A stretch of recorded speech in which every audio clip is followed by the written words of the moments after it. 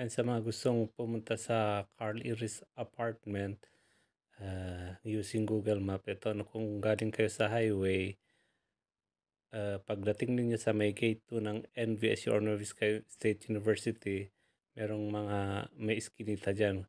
Makikita ninyo may mga tricycle or paradaan ng tricycle.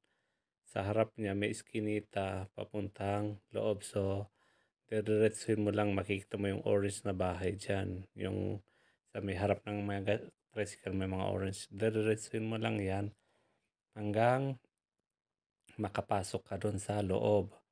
Around 50 meters siguro or less, more or less 50 meters away ang layo niya. So ito nakuha pa noong 2023 kaya may saraisa pa diyan, oh. Dati wala kasi diyan. 2024 'yan. Hmm, 'yan. So 'yan yung Carl Iris Apartment sa mga gustong bumisita doon. So ayan. So pagdating ninyo,